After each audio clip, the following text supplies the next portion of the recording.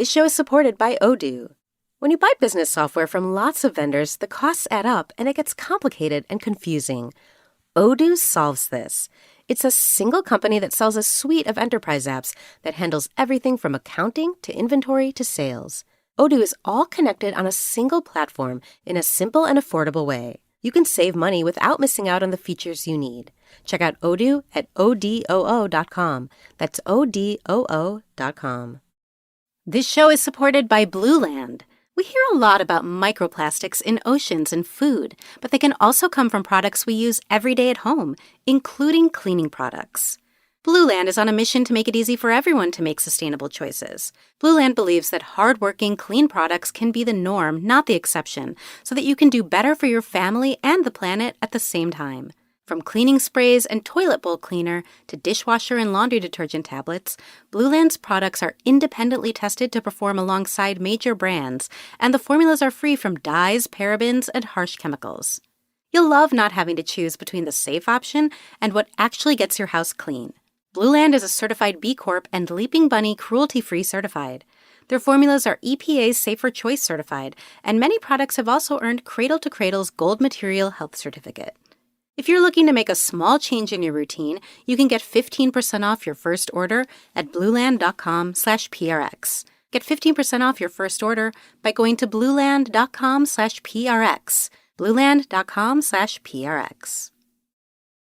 Hey everybody, this is Scoots, and we're starting something new called Surprised by Scoots, where I want to catch you doing something right? I want to surprise you. And this is for anybody that wants to support the show, beyond financially supporting the sponsors or supporting the show directly. Like in your heart, you love the podcast. In your heart, it's a big part of your life. And in your heart, you say, I love a surprise. Tell me more. Well, all you have to do is tell one person about the podcast. We used to do this one listener initiative. Tell one person about the show genuinely. How does the podcast help you? How's it changed your life? What are your favorite episodes? How did you discover the podcast? What did you think about it at first? Any of those things. Let one person know about it, whether it's online or in person, in a forum, on social media. If you do it, tag me at Dearest Scooter or send me a message through our website, and I'm going to try to surprise some of those people. I've got subscriptions to Sleep With Me Plus. I got a bunch of those to give away. I've got stickers, personal video from Scoot saying, you're surprised. Now I'm just going to randomly select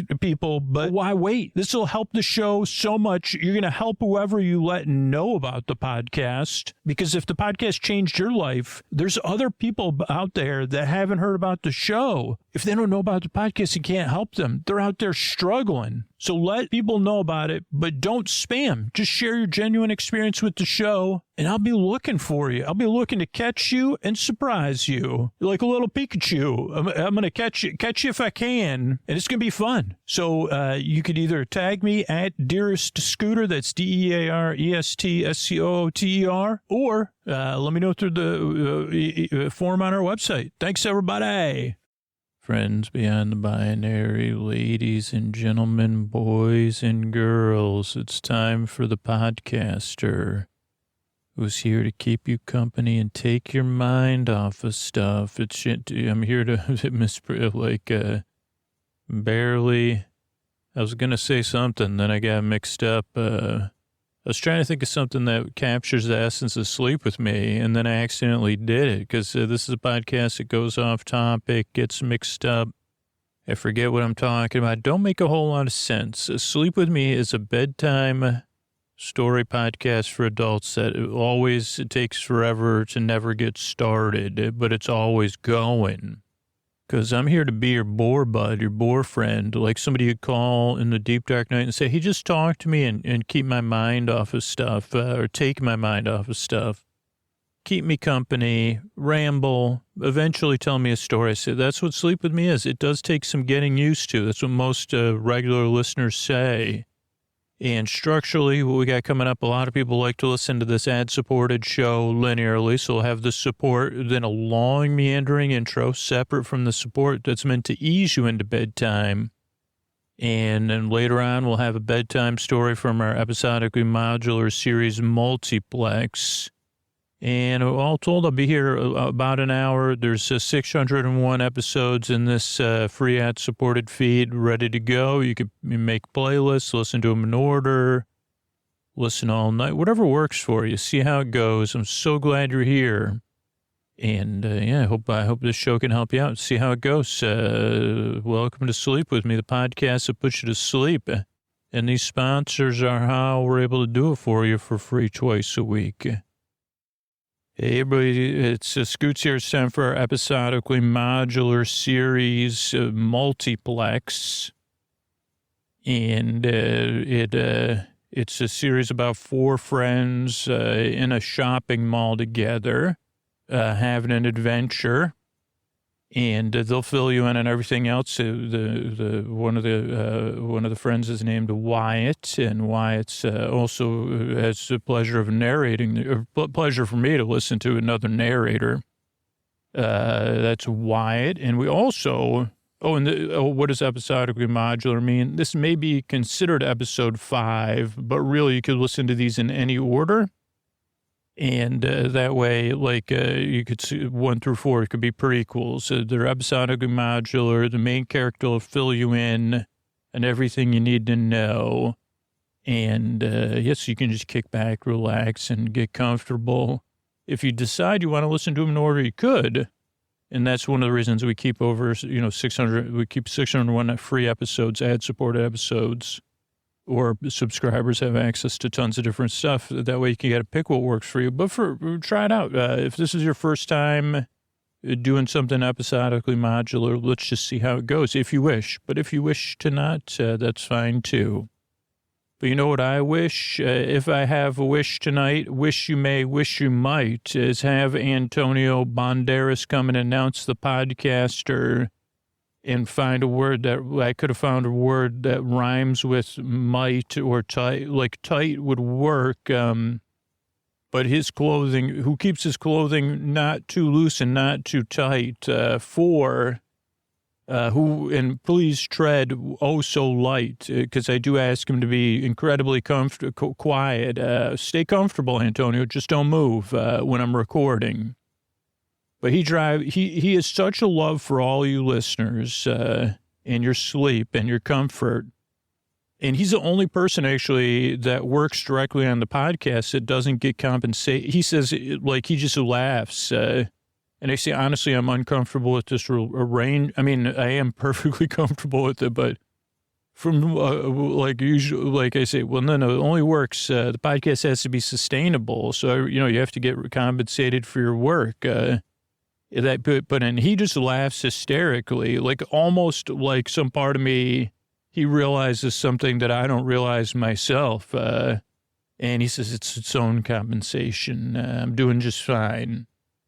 And I say, well, the thing is, what we did do, I mean, it's a little behind the scenes. We did enter into a contract because I said, well, the thing is, if you're not compensated, then I can't create, these wonderful boundaries I need you to follow. I mean, it could, but then it's optional, right? You could just show up when you wanted. You could drive to Los Angeles and it could take you, 6 hours. It could take you 12 hours. And then you would just show up when you show up. And maybe your clothes are too tight or too loose, so they're more noisy. He wasn't aware of it. He says, thank you for teaching me these things.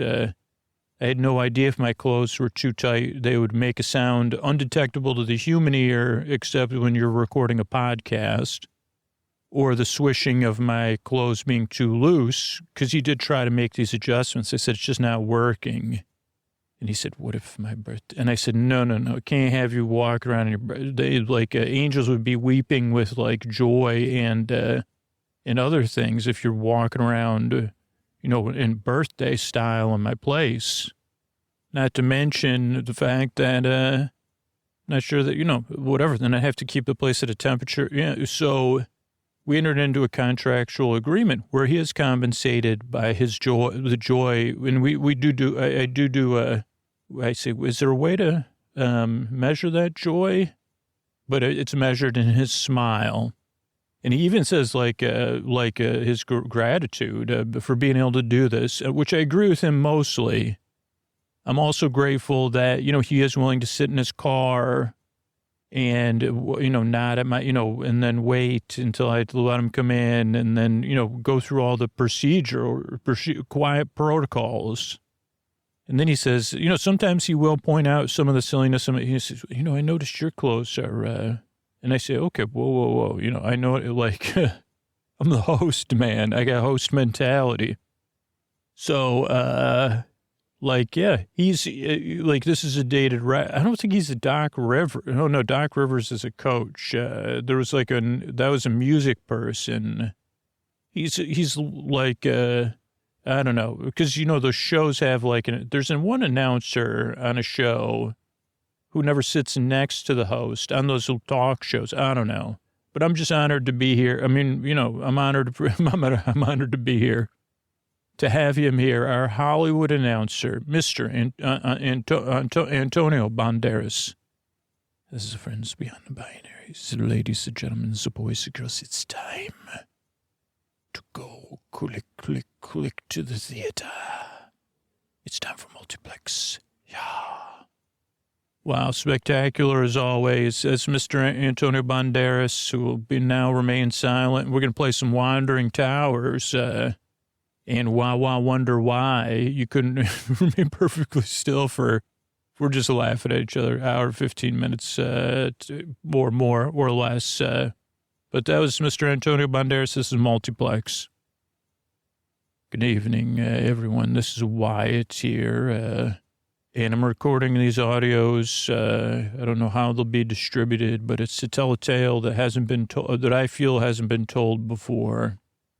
A tale of the road to average. 3 high-flying students, friends, and a fourth friend who's different than that, but an essential part of our story. We set off on an adventure that was an adventure, is traditionally can be considered pretty adventurous, but what that adventure led us to was not exciting. It was, I hesitate to use that word normal, because that's not the right word, but to be people among people, to live a life where, let's see, well, what does that mean to be spectacular? What I mean is when we before we started this journey, all 3 of us were on separate paths, aspiring to greatness and aspiring to an unlimited potential. And what this adventure taught us, which I don't think a lot do, is how to say, what's up with that? Maybe not.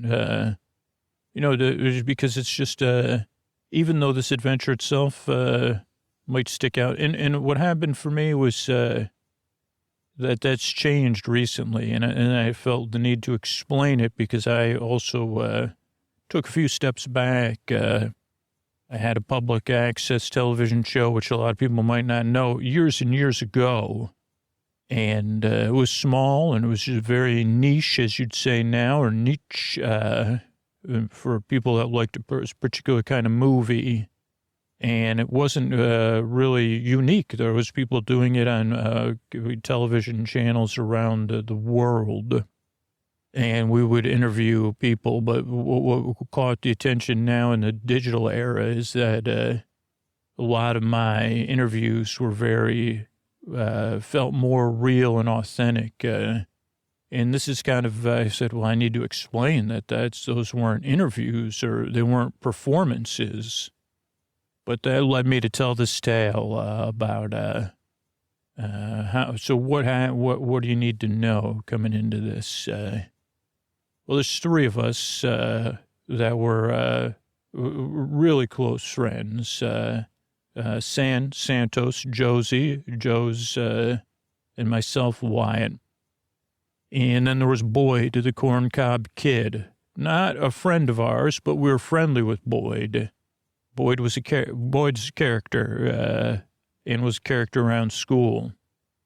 And recently we were heading towards graduation from high school, and my path forward had changed because of different things with my family. And expecting to get this scholarship that would bring me on to my next phase. And for the first time being unable to perform really, with the interview and a part of the process, I didn't get that scholarship, and I was at a loss of how I was going to go on to the next part of my journey.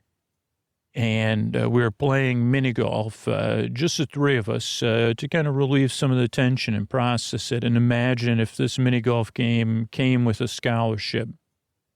But it did not, but it came with an interruption right at the end from Boyd, the corncob kid, who had gone through a culvert by this mini golf course to a shopping mall that had been closed for some time, but not so long that it would totally fall. It had just been slowly forgotten.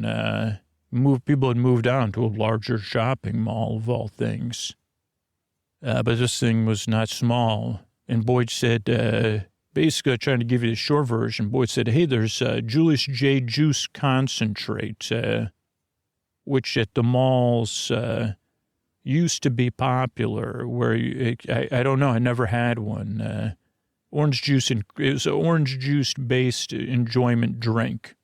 I guess it wasn't from fresh squeezed orange juice, it was from concentrate. And Boyd said, Julius J. Juice went out of business, and Mall went out of business, but this mall, the former Julius J. Juice mall store is full of Julius J. Juice concentrates. And Boyd had a way to sell it on the bulletin boards of what you would now call the internet, and the groups, used groups or whatever. And Boyd said, I just need some help getting it out of the mall. And we went back and forth, right? Is this a good idea? Will we get in trouble? Is this but Boyd, it was pretty profitable since the cost of goods was zero. And there was a lot of it. And so we went along with it. At some point, San and Josie changed their minds because the mall was blocked by a bunch of fences that seemed newer than the mall itself. And then we got in the mall, and we were planning on getting the juice, but along the way we met somebody at the World of Cutlery who needed a hand finding a store item. And then we found ourselves in what we believed was what you would call now immersive theater, in a room of getting out of, but on a much larger scale, like a immersive mystery theater within a mall. And we met what we thought was a character, animatronic from this adventure, who was kind of wrapped in swaddling, is a way to, but an adult made from decorative, anatomical, decorative, things and wrappings from the phase of the past movies, the fictional phase of Egypt and adventures in Egypt, but only the non-historical version. Famous films like Mommies and stuff like that. And so we were helping this animatronic mommy gather some things and get back into the multiplex and back into their film, her film. It ended up she had been a sorceress in the film. Maybe you're familiar with it, maybe not. And then this is when there's something unreal about this whole thing. I mean, from the start, now looking back, telling the tale, it's obvious, but to us it was still a slight question mark, because somehow we got the mommy back into an actual film. And the last thing I remember is that as we helped her on her quest, then the film became more of like a advertisement for breakfast cereal. And then I think we took a nap or something because we had kind of lost track of time. And because in the mall, it's an artificial environment, particularly we were in a movie theater at this point, and we sat down, or maybe something else. But we came out of it. We'd all been sleeping. And I think at this point we had a better gauge of time because then the short version is we started having as we all woke up, we started having some pretty strong disagreements, right? What time is it really in the morning now? Should we check in at home? We got to get out of here. Let's get something to eat. There's still there's still stuff in the snack bar. I mean, not everything, but even if, we were kind of shouting to the people we thought were running this thing. Was this really an interactive theater performance? Now, the only way I could explain it is like this is some kind of long weekend. Now, the thing was, there was a popular movie at the time about that day, it was called The First Day of April. No Fooling on the First Day of April, it was called. I believe the movie's been remade sometimes. And we had seen that, when we had sleepovers, we watched that movie. And so that's another part of it is that movie made us think that, because you say Boyd or Wyatt or Josie or Sam, how do you not know? Well, that whole movie is based on a similar presence. So we'll bring people to this place and we'll have an adventure for the whole weekend. So that's why the door was still open. And of course, the Julius J. Juice. Now, we had sent a large portion of the Julius J. Juice with the mommy because she had said she needed things of great value. But there's still more in the store. And I was kind of on the fence at this point, and Sam and Josie definitely wanted to go home. Boyd, the corncob kid, was pretty quiet and trying to hear everybody's sides. And we weren't getting a response to whoever may have been running this interactive attraction experience. And again, this was like quite a bit of time ago, right? In the 80s. So it was the 90s. I don't even know anymore, but doesn't matter. So we went back and forth deciding we should just leave. We should just get out of the mall. We should, and I said, well, let's get the juice first. No, let's just go. And we tried the back doors to the theater, which had been adjusted over the years because the doors, you say, hey, if you need to get out of the theater, use these doors. But what had happened, is people would let their friends in through those doors to movies back when the mall was open. So they had added these hallways on to make it so that didn't work. Those doors were not operable anymore since the mall had closed. And then again, just back and forth. And I said, okay, well, we'll just go back to where we started. But then we got to pass Julius J. Juice. We might as well get some juice. We could still probably exit through Julius J. Juice unless I'm forgetting something. But I don't know. It was confusing. We're already confused. And then all of a sudden we heard an alert thing go off. Once we had left the multiplex back into the mall. And this was an alert that made us again think it had a nice calming robotic voice. And it said, that the mall was closing for the evening, even though it's not the evening, and that we had a short amount of time. All employees, this is the new, I don't know. But unfortunately, what that meant was that, a lot of we didn't even realize this because we had never been in the mall after it was closed. Was that so the stores had their own gates, which there were some of which were open and they were going down. But there was also other gates that were going down. And as we started to move, we realized, well, one, we can't get back to the World of Cutlery. And that way. So we were kind of we had left the section where the multiplex is and we moved into another section, but then we couldn't, the mall was going to shut down for the night. And so, I don't know, I guess it's so people who couldn't just hang out in there and have fun. And maybe so they didn't really have to pay anybody to walk around and keep an eye on stuff. I don't know. But so ended up we were stuck. Believe it or not, there's movies about this too, like about how important it was to keep the mall secure after the evening. So we couldn't get back to Julius J. Juice, couldn't get back to the World of Cutlery. Now we were really irritated with one another, shaking the gates. We're now in a section of the mall we hadn't been in before, or we had just passed through, between whatever. The layout doesn't is super important, but, all of the pits in our stomachs were not feeling good. And whatever, we're going back and forth. And then we tried a couple of stores and we said, okay, well, we'll try. Once we calmed down, it became we'll keep trying gates. And then as we were trying gates, then we were wondering if we were hearing things because the gates are making noise.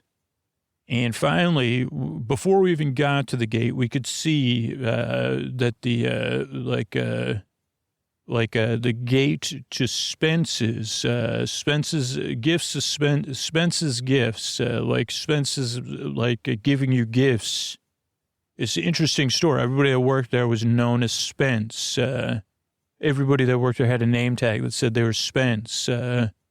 It was kind of like, in some sense, this store also was no longer operating. And this store was marketed towards, we'll cover them more, but everybody that worked there was known as Spence. And they would even say, hey, Spence, yo, Spence, do you know where, do we have any of those ashtrays in stock, Spence? Oh, yeah, over there, Spence. So that's why I was known as Spence's Gifts. Like you were going to Spence's to buy gifts that Spence had, you weren't gifted anything. I think there was a Spence's gift club, but, so the gate was open to Spence's, halfway. We said, okay, there we go. It must have broke or something. And we had a laugh. Now Spence's was a place we spent a lot of time, especially it was a lure and marketing towards, people that liked, I don't know, it's different stuff. For people, like we hadn't reached this stage yet, believe it or not, where it was 420 somewhere. But if you liked posters, cars, glow-in-the-dark things, interesting, goofy things, they used to have, this is funny to me now, you could buy over-the-hill toilet paper for somebody when their birthday reached, maybe 50, I don't even know, which is hilarious to me at this point. Just things like unique gifts that were like a little bit of a novelty. I think that's what they would call it, novelties, gifts, and more. But we would go there for the posters and the goofy stuff. And, of course, there was posters that were more, that would make us blush and sweat. But there was also, we'll get there. Because when you go into the store, there's two back sections, right? A back section that was for posters and other items that you were supposed to be like an adult to go into that section.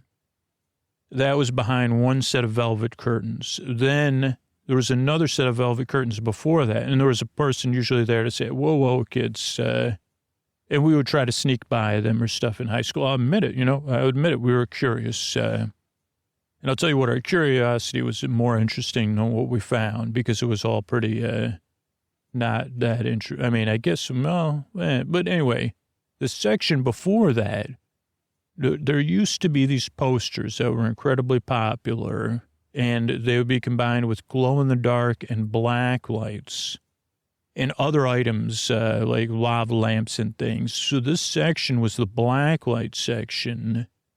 So it was the second to the last section of the store, and it had posters for metal bands and other things, psychedelic type stuff. all in black light. And then there was the rest of the store, the front half of the store and the checkout and everything like that. So why is that important? Well, because we went into the store. And so when you looked in the store, so there's there's less light in the mall because it's not open and the store lights were out. And so we went into the front half of the store under the gate, right? And our plan was to go to the back of the store and go out the door. And I'm thinking that Spence's door... Can't remember now, but I think our thought was that Spence's door probably opened right to the outside and not to an interior hallway, and that we just go out the door because it was on the same side of the mall as Julius J. Juice, not in the same section, but facing the same direction. It has been some time, and I'm just recollecting. So, but then there's just this natural inclination that we as soon as we went through the first set of black velvet curtains, you could see nothing. And even kind of holding the curtains open, which we tried to do while one person made it to the other side, like it wasn't possible, right? I don't know, like... And it was also kind of cool because we kind of forget when you're in darkness with friends. They're like I don't know. This just sticks out to me because this is what happened. But whatever, we tried everything we could do. And again, like what our original plan was to hold one person, hold the first set of black velvet curtains open. Somebody gets to the second set, holds those open. Then somebody goes to the third set and finds the back storeroom in the store and holds those open. And then somebody goes all the way through. But then the first person, I think we tried to do that, right? But then it was like the back of the store, there was no light.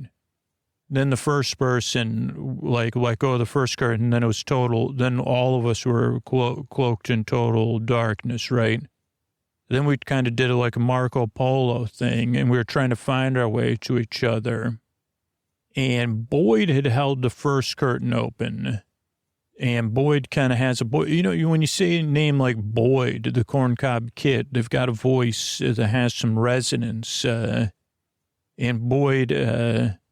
was not an authority figure, but because Boyd was just a very unique person, they had a sense of self that maybe the rest of us didn't have wandering around in the darkness. So Boyd was calling us over. We're bumping into stuff. We're going into stuff. Thinking about this in reverse, we should have gone to the back of the store.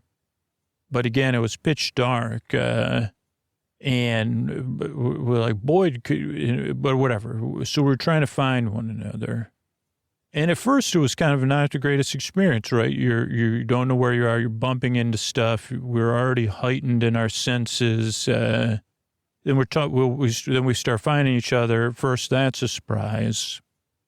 And then, of course, we had one more surprise, which was we found each other. Then we were then somebody said, what's that? And, of course, we see a pair of glow-in-the-dark comedy. This is another thing they sold there. What do they say? Like the stuff, not magic tricks, but the other stuff like smelly powder. And this was one, it was the googly eyes detective kit, I think they would call it.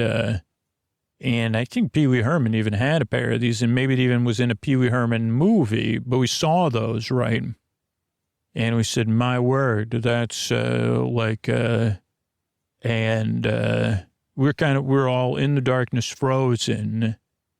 And then we heard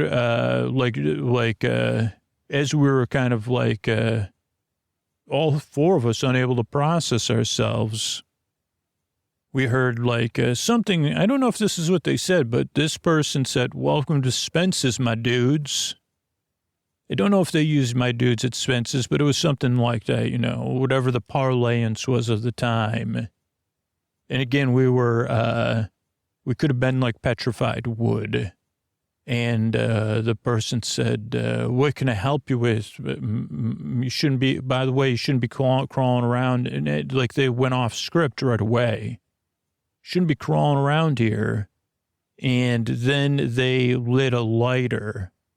And again, none of us, this was not calming for any of us until we saw them, and even with the lighter, and they were the most Spence of Spences, even in the light of a lighter, I guess, like they had long hair. And, by the way, it was, Spence is like, it could be used for any gender identity, but this was like a metalhead dude, right? He was saying my dudes. So he had long hair. He was in his 20s. It seemed like he was in his 40s to us, but he was probably in his 20s. He had on his Spence vest with his name, hello, my name's Spence. And, but he said, come on to the front of the store, follow me, like, with this lighter, which eventually went out, and then he had to turn back on. They said, well, that was warm. When we got to the front of the store when it was lit, and he was as Spence's as advertised, like we were already, and he was calm and cool and dominant for us, so we suddenly felt like, okay. Or another line of thinking in my brain, at least, was, if this is an actor, he's this godlike actor as a part of this performance we found ourselves in. And he had this calm, warm look on his face of concern and caring. And I knew we were going to be okay. But it was mostly like, and I mean, this is strange, but gallons of metal testosterone, like the great JJ, you may have heard about, the legendary drummer JJ. Now, he had this Spence had a shirt on, but he said, put your hands up, which we were like, what? But we all did. He said, okay, good. I was afraid you might have got some of the broken bulbs on your hands. And he said, look, brush off your pants and stuff. Because we had been crawling around a bit, too. And some of us had little bits of broken fluorescent bulb on our jeans and pants and the bottoms of our shoes. And then he kind of did a bit, oh, boy, oh, man. And then for a little while, it was a back and forth that I'm not sure about, because right away it started with saying, he said, we want this performance. We just want to leave. We got to check in with our folks. We just found ourselves in the mall. We're sorry that we got involved in your performance and this theater, but we're ready to leave, blah, blah, blah. And, then Josie started in, and I guess I felt the need to kind of like also see, like, to be the polite one. And the Spence just stood there looking at us, like, okay.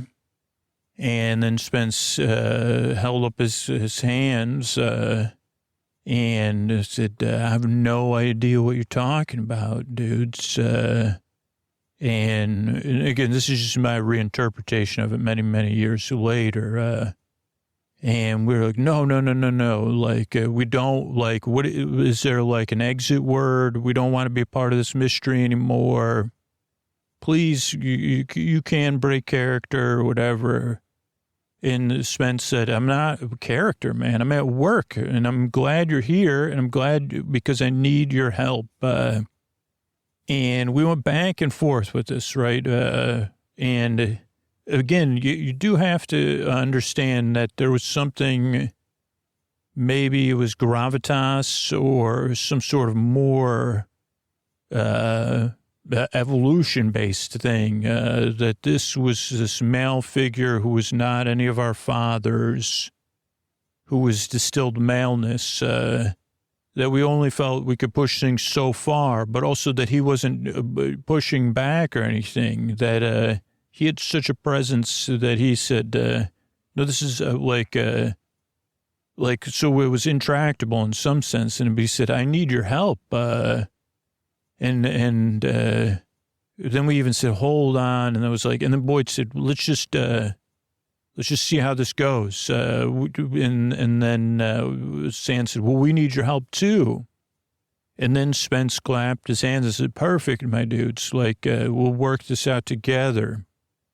And they said, Spence said, okay, what do you need help with, buddy? I think at this point it became a little buddy, to at least Sand, to kind of say, well, just try to relax. He said, so we got to get out of here. And Spence said, oh, okay. I think there was a phrase back then, and maybe it wasn't on the get down or the down low or something, but it was like, oh, okay, man, I get it. You need to get out the back, huh? And Sand said, no, we need to get out the back right now, though. And he said, okay, I got the keys to the back. And again, if it was a different situation, there was no sense of where we were going to emotionally overpower or sway Spence, even though we wanted to, right? Sand said, well, we just want to leave now, though. Can you just give us the keys now? You have the keys. And then Spence kind of just said, you seen, man, can't even barely get through there. Couldn't see the door if we needed it. And he said, you have a lighter. Spence said, man, I just need your help. Just take a few minutes. And we eventually we were worn down to be listened and reasonable by Spence's calmness and openness and dominance. And so we said, okay. And Spence said, yeah, okay, man. All you need to do is go down to the Tiki Transistor hut, which sold a lot more than Tiki Transistor. It was a Tiki-themed hut for radios at one point. It was a store, though. It was Tiki, Tiki style. But it sold all sorts of different stuff at this point. And in some sense, it was a complimentary shop it was more for electronics. But he said, somebody came in here and busted up all the black lights. And I can't be working unless, the poster room's pitch dark, man. And then the after dark room is, too dark too. So I need you to go down to Tiki Transistor Hut, and see if they do have black lights, and they have two black lights and other kind of black lights. So I need you to go down there and get some and bring them back. And we were and he said, just keep a count and we'll invoice them. Don't worry. We're owned by the same parent company. So it's fine. And I even have the key to the gate. So you can go in there and we're not taking anything. We're going to, you keep track and I'll write up an invoice and we'll make sure they get paid. Nothing, there's nothing strange about it. But Spence needs the posters to be on display. And again, it was a little bit tiring going back and forth again, but Spence was just so reasonable and made us feel unreasonable. He said, go ahead, man, here's the key. Off my keychain, got the key to the back door. Once you get those lights, you can hit the road. And so then we eventually we gave in and we went under the gate at the front of Spence's and we headed out. And again, it was in the same section of the mall, across the way and down. So a little bit of ways, a couple of, planters and things in the way. So a little bit of a walk. We head to the Tiki Transistor Hut. And of course, as with the last tale, before we got there, we heard something. And that's when, again, we said, okay, this theater. Doesn't make sense except with the model we have of the No Fooling on the April 1st movie, that we're in this, without an option. So, okay, so we go down there. And the voice was like somewhat not intimidating. It was someone saying, I need some customer service here. I need some customer service, which was weird because the gate was down. But again, we said, okay, well, this is a task. We've all played, I mean, my friends and I played role-playing games. We played video games. Maybe this was the last quest to get out of there. So we opened the gate to the Transistor Tiki hut. And this didn't have any back room or anything. It was an open shop, and we saw around the corner. Now, we weren't totally surprised, but we were. But this was not an animatronic, but a person dressed up in a very elaborate costume that was made to be an amalgamation of people put together that we've seen in films with, the original was made by Victor.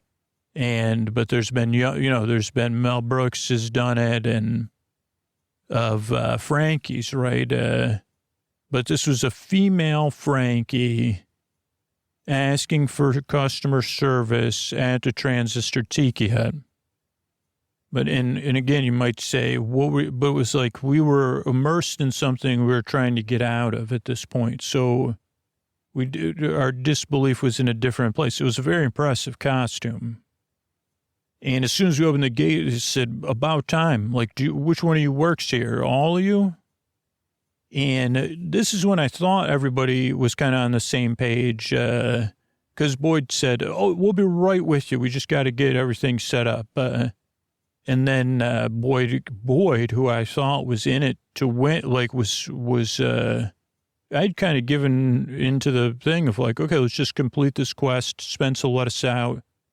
And then we'll be able to leave, or maybe there'll be, I don't know. I was just following the track laid out for us. And I thought everybody was, but then Boyd said, 1 second, I'll be right with you. And Boyd said, okay, we can always check the door here too and see if we could just get out here now that we're in the store, and we could see if this key works. So you distract them and I'll go, give me the key. I'll go I'll see if this works on the door. Cause this was a more traditional store. So it had a back area where only the employees would go behind the counter to get stock or to come and go and check in for work. And so then we went up to this person, Franny's their name, which we found out. And we said,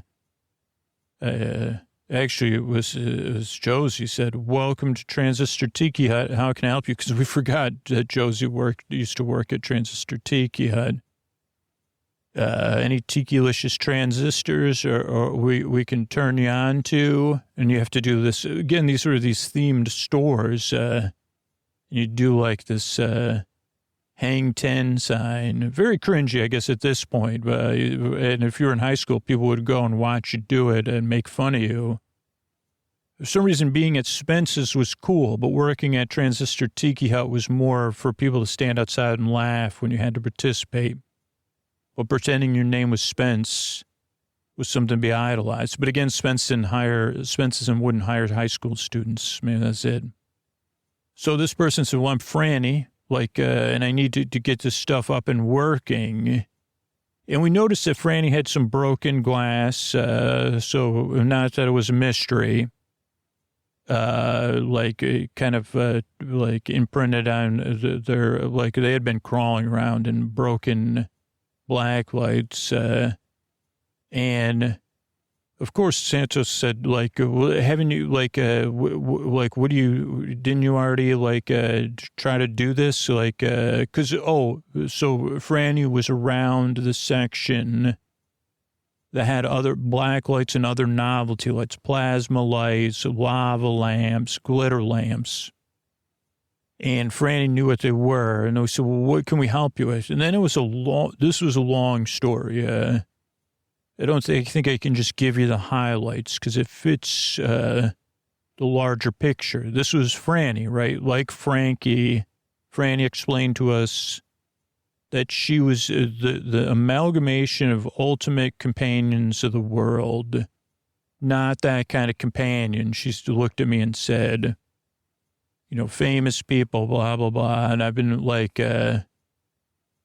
taught to be, the ultimate, but no one wants me as their ultimate companion. I'm versed in conversation, games, blah, blah, blah. And we didn't really know how to breach the subject because they said, well, you maybe, but you're a physical amalgamation of companions or figures. And she even said, check out my forearm. It's, I can't even remember, whatever, some famous talk or something. Let's just say this is Samuel Clemens. And we said, yeah, but Samuel Clemens has gone on to the big farm and left that forearm, to become a part of, return to the circle of life. And so that is already in the process of returning to the circle of life, and it's kind of off-putting. And I prefer not to be in the vicinity of it. That's really cool. I don't know. What do they do that with latex or what? So we did try to say stuff like that. And Franny was using terms like wretched and whatever. And we said, okay, well, Boyd came back at some point and said the key doesn't work. But if I can get some help, whispered this to us, obviously, I can find something. And San, you come with me, and we'll get the door open. We'll work the door open, but you keep working here. Buy us time, or work it out. So again, we went through this. It was just Josie and I and Franny, and we said, okay, well, what do you need help with? Pretend it wasn't pretend for Josie. So okay, well, what do you need? Well, because there was also, on the boxes, there's pictures of all this stuff. And Franny said, this is exactly the stuff I need. I tried to get it in the other room, and I need to get this stuff. I need to get it back to where the Maiden of Iron is. And that took us a while to figure out. But we said, oh, it's the posters. There's a famous character on the posters of the Maiden of Iron.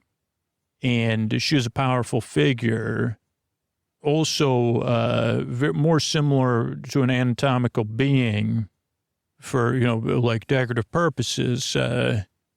So we said, okay, wait a second. So, and this is mostly Josie using Transistor Tiki Hut training to say, okay, so you need these, Franny's pointing at the plasma balls and the plasma tubes and the black lights and the electric lava lamp, like this circle that looks like lightning. Okay, so you need this stuff, and you need it at the Transistor Tiki Hut. Okay, but for what again? Well, I need to become the Maiden of Iron. And we said, well, why? And I said, well, then people will like me. And again, this was something we could relate to. Mistakenly, we were relating, saying, oh, yeah, that's like one of the reasons we go to Spence's is to be, because part of us wants to be like one of the Spences, particularly this Spence we had just been in the presence of. We couldn't overpower that Spence even with argument. Who doesn't want to be a Spence? So we said, okay, so you just need us to bring you back there. And then, I'm going to become the Maiden of Iron. This is what Franny was saying. And then I'm going to return. And we said to the multiplex, and she said, what? No, France. And we said, okay, but, through the you're going to get back to France to a room with chairs and carpet? Yeah. Oh, yeah. That's where I came in. Then I was lost. Then I saw the Maiden of Iron, and I knew, it came back here to renew my purpose. I got to go back. I need people to realize that I'm the ultimate. And obviously, there's this whole shrine to the Maiden of Iron. She must be adored, and I need to be adored. That's my purpose as the ultimate companion, constructed and amalgamated. Now, there was a little bit of thing here that we had read this book, and we'd all even written joke poetry, either in journals as Victor or about Victor, or what would it be like to be Victor's friend. And none of it was very nice to Victor. And even Franny's state made us say, what's up with this Victor dude? So that was always in our minds, because that was a year earlier. We had read that book in school. But it was Frankie and Victor, My Story by Victor. Like, that was the book, right? So we had written Frankie's story. So we were kind of like, oh boy, like, yeah, you didn't ask for this, huh? Like, so we'll help you. Okay, then Boyd and San came back and said, we got the door, let's go. And this was when we were already kind of Josie was already in work mode, right? So Josie was already helping gather everything we would need, like kind of going through everything and getting like as many black lights as we would need. And even like keeping track, to be honest. And I was kind of like, okay, well, we could just complete this quest though. And they're like, no, we can leave now. We got a door open to the back hallway. Let's go. And I was a little bit torn, and Josie was not. Josie said, okay, like, let me just put everything together and finish writing this up, and then they'll figure it out. You'll figure it out, right, Franny? Franny said, well, I need to get all this work. I'll need you. And we said, okay, well, don't worry, we'll help you. Like, as Josie said that. And I was still unsure. And then Boyd said, don't worry. He goes, if you really want to stop at Julius J. Juice, like, we could come back, or we could get the juice, or we'll figure out something else. But let's just go now and get out of here and forget Franny. Forget Spence, I mean, which I kind of felt bad about, right? Because we'd always been taught, to strive to be our best. And this was a situation where we were supposed to, even though it was like, okay, if we're playing a game, we're supposed to play the game to win and complete the quest, even if we don't like it anymore. If we're saying we're going to help Spence, we've made an obligation. We should help Spence. Now we're saying we're helping Franny. We made an you stick to your obligations. You're obliged to be, you're obligated to be obliged or something. And I was taught through nature and nurture these lessons, nature by my sister, nurture by my parents. I know, but then I could see that San and Josie, like through their family, and Boyd in another way. But it was like, sometimes you got to let those things go, right? And get out. Like, it's time to go. It's time to go. And I got caught up in that, and I said, okay, let's go. And then Franny said, well, where are you going? I said, I lied directly to Franny. I said, we'll be right back. We're just going to go on back and check stuff. And even Josie said, okay, everything's right there that you need. And then we're going to bring it to Spence's, or you could bring it to Spence's, get a head start. And then we went out through the employee into the stock room and the break room and out into the service hallway, leaving Franny and heading out. But I wouldn't be telling you this if it was the end of the story, but it might be the end because we went down, and of course we had forgotten about that alert that had gone, and that, we got to a set of doors, and those doors were not, in the hallway in both directions. The doors that kind of like compartmentalized the building were closed and not going to be opened by even 14s. Like, I think they involve, magnets and stuff like that.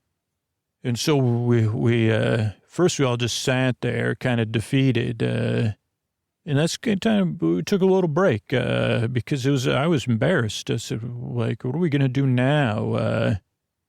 Even though a few minutes had passed, it was like we'd already done something wrong. But now looking back at us, we were just kids doing the best we could. So yeah, we'll see what happens next. We'll be back pretty soon here. This is your friend Wyatt saying goodnight. All right, this is Drew. I just want to thank everybody that signed up or moved over to Sleep With Me Plus recently.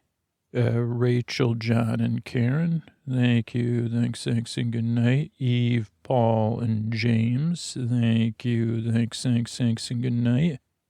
Desiree, Christian, and Indigo. Thank you. Thanks, and good night. Lynn, Marty, and Michael. Thank you. Thanks, and good night. Judy, Daniel, and Jared. Thank you. Thanks, and good night. Andy, Jason, and Betsy. Thank you. Thanks, and good night. Mark, Astrid, and Morgan. Thank you. Thanks, and good night. PJ, Rosemary, and Kate. Thank you. Thanks, and good night.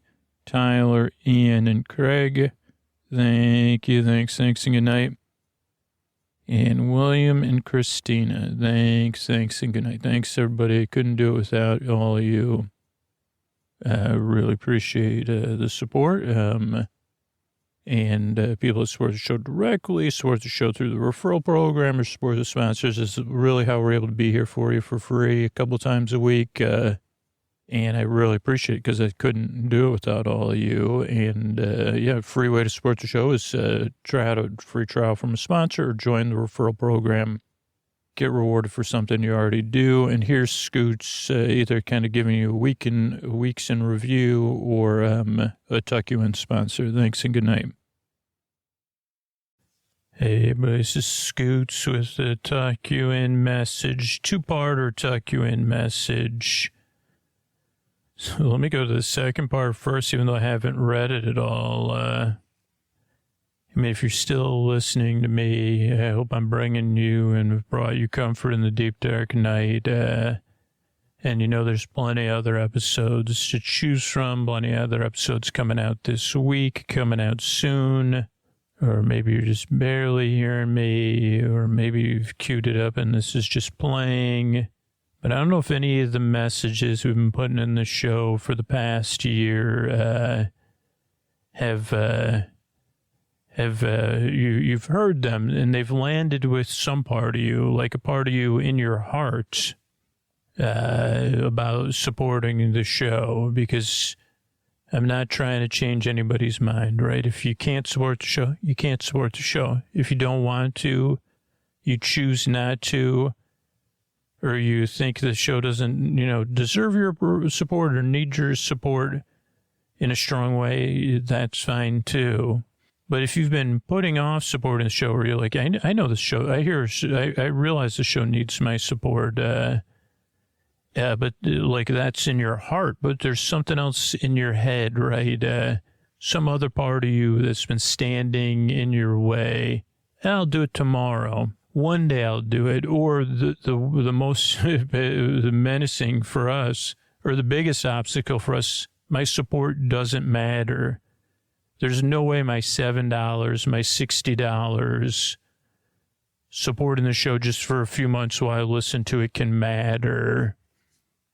I'm here to tell you, or one day I'll support the show that if you already in your heart know you want to support the show, and you already in your heart know if Sleep With Me goes away or changes drastically or goes behind a paywall, you'd miss it and you'd be disappointed, and it might even impact your sleep or whatever, like the show's a part of your life. Please don't wait. Go to sleepwithmepodcast.com/plus. Your $7 a month, your $60 a year will actually change the future of the podcast.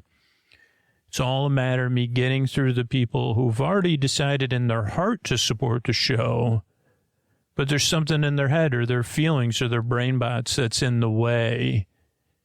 And I just need to get through to you that it's like, we are in a don't wait situation, and so, and we don't need to be like, so I just got to try to get through to everybody, but I also want to get through to the people who can't support the show, right? I love making this podcast, and we're launching something fun for the people who want to, you say, well, I want to support the show, I just can't do it financially. I want to be a part of this thing, but I can't be a part of it financially, like, because for a lot of listeners, it's ironic. There's some listeners that's the $7 you think it won't help the show, but there's a lot of listeners that $7 is out of reach for them, and I've been in that place too. But I'm here to try to catch you doing something right, as they say, and something fun. If you want to support the show by spreading the word about the podcast, letting one person know about the podcast, just genuinely sharing your honest experience about the podcast, you sharing with one person, whether it's in person or online, can also change the future of the podcast, right? Because 1 out of every 100 people does support the show. So it's like if you and 99 other people do that, like it's the same. If you do it, 99 other people are likely to do it. But letting people know about the podcasts that are going to benefit from it, you're helping our podcast keep going. You're helping that person, because Sleep With Me is a niche, right? The people that don't know about Sleep With Me that could really use it, they don't know about it yet. And maybe you letting somebody know about it, it changes their life. Or they let somebody else know about it and it changes that person's life. And I don't know if you know how powerful that is, but I think you could pause and feel it right now, right? If you're listening right now, the podcast is probably a big part of your life. And like I said earlier, it's a big part of your heart. And we used to call this a one-person initiative, and we're bringing it back. No more signing up for the referral program. I mean, we'll do stuff where you could sign up, but I'm going to be out there. Tag me at Dear Scooter, or email me through the website, message me through our website form. Let me know how you're spreading the word. Do it in a fun, genuine way. Don't spam. Just let people know how you discovered the show. What do you like about the show? What are your favorite things? What silly things have you heard? How has it changed your life or your relationship with sleep? How's it impacted your day? And here's what I'm going to be doing. I'm going to be looking for people, and I'm going to surprise them. When you surprise me by spreading the word about the show, I have free Sleep With Me Plus memberships from our scholarship program that Cornelia started, and other people that have supported the show for people that aren't in a position to support the show. So I'll be giving out 3-month memberships to Sleep With Me Plus to some people. Maybe I'll send stickers to some people. Maybe I'll send you a personal video thanking you. Maybe other things. Who knows what surprises I have in store. And it'll be fun for everybody. You'll be changing the life of the podcast that you care about. If you do, if you don't, it does, like, if you don't have to participate in this. But if you do, it's going to be fun. I'm going to be out there looking, or you could message me through the form on our website. Let me know tell me the story of how you participated, how you spread the word. And again, I can't surprise everybody. I hope I get to surprise one person tomorrow that's doing that. So don't spam, but make sure to tag me. And if you get really active, you might end up like a couple people that were a part of our referral program. Victor got pretty much a lifetime subscription to Sleep With Me Plus because he spread the word so much and so often. And Cornelia's entire scholarship program, she brought thousands and thousands of listeners to the show just by spreading the word in a genuine way where she knew people could use it. So tag me, at Dearest Scooter. That's with a T, DEAREST, Scooter, SCOOTER. Or if you're in the pen and paper world, put up a poster or whatever, a sign in the laundromat and say, hey, if you can't sleep, check out Sleep With Me podcast. Or let me know how you let people know about it in a genuine, friendly way. I can't surprise anybody that's just like going up to random strangers or whatever, but that's not sleepy at all. But thanks so much for listening. And again, those are the two huge ways, because this is like, we've been building towards this, unfortunately. And this has never been a time where more people are no longer in a position to support the show. They've had to stop their support of the podcast. It's a time of, and just like everybody else, the podcast is in this place where it's like, man, this is really tough. But the beauty is we don't need to be in that position where it's like, what's going to happen here? I just got to get through to the people that have been putting it off. So you've been putting off supporting the show? Honestly, don't wait another second. sleepwithmepodcast.com/plus. Sign up right now. Or if you've been putting off support, I love this Sleep With Me, I'll do it tomorrow. Come up with a plan to do it tomorrow. Spread the word and say, man, I want to be surprised by a scooter. Thanks.